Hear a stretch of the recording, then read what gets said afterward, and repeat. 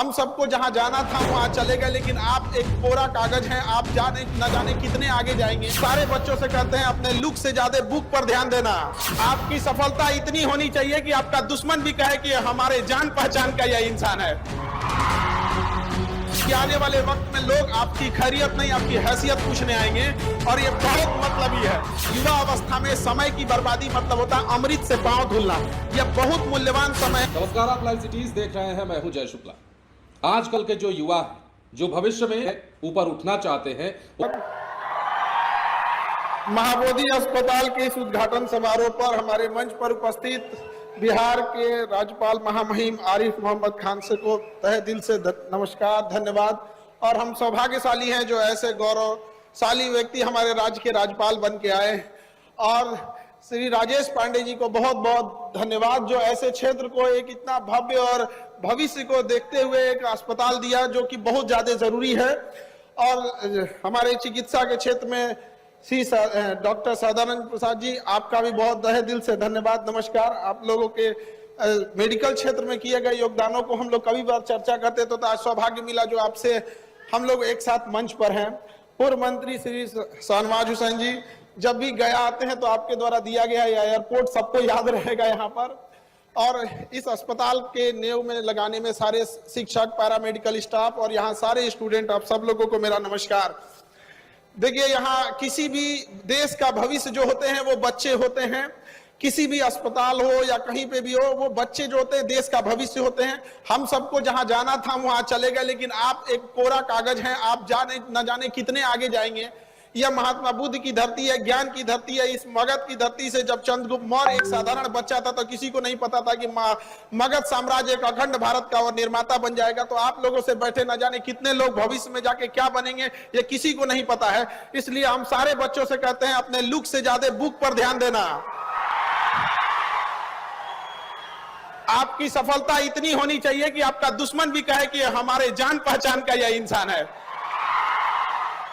आज ये उम्र है, सर झुका के पढ़ लीजिए। वादा है आपका जिला में सबसे ऊंचा सर आपका होगा।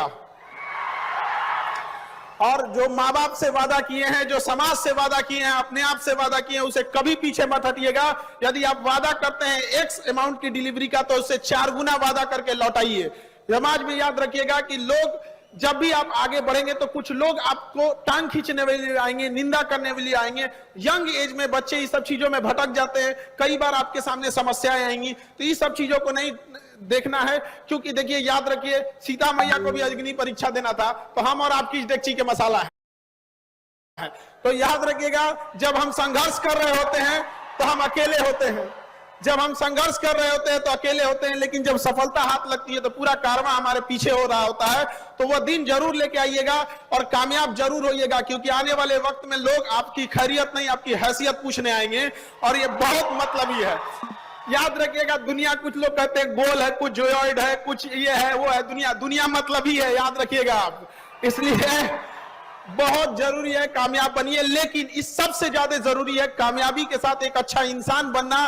एक ऐसा इंसान बनिए कि आपके बगल में गरीब से गरीब इंसान को, बैठा हुआ इंसान को एहसास ना हो कि वो गरीब है। अपने अंदर वो करुणा का भाव रखिए, क्योंकि याद रखिएगा, जिस पेड़ पर ज्यादा फल लगते हैं वही पेड़ झुकता है। अपने आप को वैसा महसूस कीजिएगा कि आपसे कोई बात करके जाए तो कुछ सीख के जाए और भर रास्ते याद करके ऐसा थे।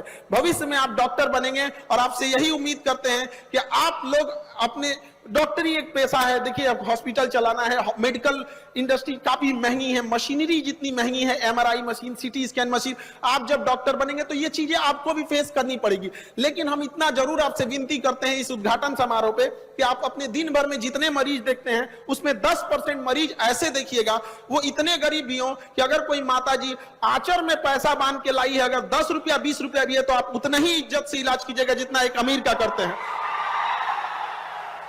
अगर आप लोग ये था, हम ये नहीं कह रहे कि आप 100, अगर आप 10% भी करते हैं तो हजारों की संख्या में ये हॉस्पिटल से बच्चे बनेंगे। वो 10% करके न जाने कितनी, 10 साल के बाद एक ऐसी संख्या बढ़ जाएगी, न जाने कितने लोग, तब किसी गरीब के साथ ऐसा अन्याय नहीं होगा। याद रखिएगा, लोग कहते हैं कि बीमारियां बहुत खतरनाक हो गई है, कोरोना है, इबोला है, कैंसर है, इन सबसे खतरनाक बीमारी गरीबी हो गई है। गरीबी इतनी खराब है कि इंसान सबसे पहले, सिक्कों से ज्यादा तो रिश्तेदार गिर जाते हैं अगर गरीबी आती है जेब में। तो इसलिए आप उनका सहारा बनिएगा हमेशा से क्रांति की धरती रही है बिहार। इस धरती को आप लोग को और आगे गौरवान्वित रहना है। हम लोग बिहार वाले हमेशा से अपने पूर्वजों किए गए कारनामों को, उनके पूर्वजों के किए गए मेहनत को भुनाते आए हैं। हम बिहारी ये किए, शून्य का खोज किए। महात्मा बुद्ध यहां से आए, महात्मा बुद्ध, महात्मा गांधी, महावीर स्वामी। लेकिन अब वक्त आ गया है, अब आप कुछ करके दीजिए। कब तक हम अपने पूर्वजों का नाम लेते रहेंगे? ये युवा है आप लोग कर सकते हैं। तलवारों के साए पर इतिहास हमारा बनता है, जिस ओर जवानी चलती है उस ओर जमाना चलता है। तो युवा को कर्मठशील बनना चलेगा, लेकिन आजकल का युवा उठता है 1.5 GB डाटा खत्म करके सो जाता है। ऐसे युवा लोग को थोड़ा सावधान होने की जरूरत है। युवा अवस्था में समय की बर्बादी मतलब होता है अमृत से पांव धुलना। यह बहुत मूल्यवान समय है और आप सौभाग्यशाली हैं जो आपके माँ बाप और माहौल ऐसा मिला है कि आपको इतने अच्छे शिक्षण संस्थानों में पढ़ने का मौका मिला है। इतने योग्य शिक्षक लोग हैं आपके मेडिकल कॉलेज में, पैरा मेडिकल स्टाफ है जो आपको पढ़ा रहे हैं। आप अपने गली मोहल्ले में देखिएगा, ऐसे बहुत सारे लोग मिलेंगे जो पैसे के अभाव में स्कूल ना जा सके।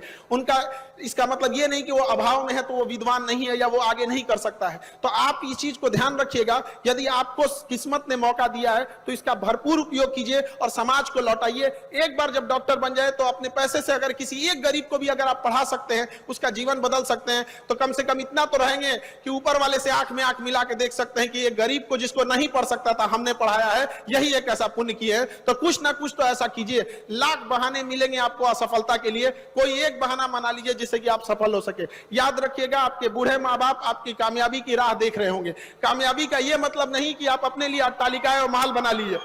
कामयाबी का यह मतलब होता है कि आपके माँ बाप को भी गर्व महसूस हो कि ये मेरा बेटा है, ये मेरी बेटी है। और इस मेडिकल कॉलेज में हम ये जरूर कहना चाहते हैं कि लड़कियां आप लोग जरूर पढ़ाई कीजिए, और जब आप डॉक्टर बन जाइएगा तो उस समाज से भी पूछना चाहते हैं कि उस समाज को भी अपनी बहन बेटियों को जब बीमार पड़ती है तो लेडीज डॉक्टर घूमने लगते हैं, खोजने लगते हैं, जो वही समाज जिन्होंने महिलाओं की पढ़ाई का विरोध किया था।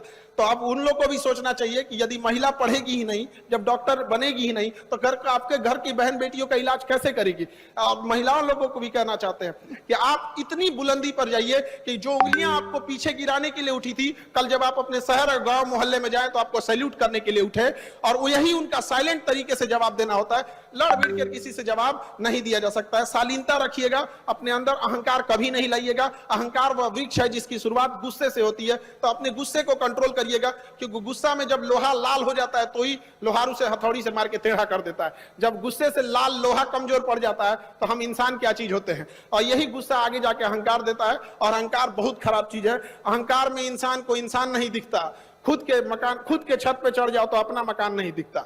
इसलिए कभी भी घमंड नहीं कीजिएगा। छत को बहुत गुरूर था छत होने का, एक मंजिल और बनी और छत फर्श हो गया।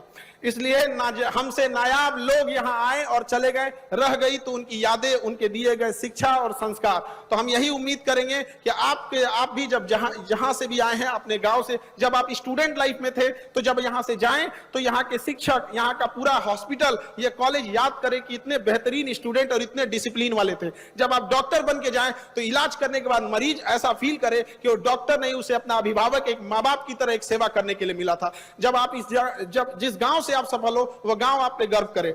हम सब आपके मंगल भविष्य की कामना करते हैं, और हम भी अपने राज्यपाल महामहिम श्री आरिफ मोहम्मद खान सर के वाक्यों को सुनने के लिए लालयित हैं। तो इन्हीं वाक्यों के साथ हम अपनी वाणी को विराम देते हैं। जय हिंद, जय भारत। तो जिस मंच से खान सर बोल रहे थे, उस मंच पर बिहार के बड़े बड़े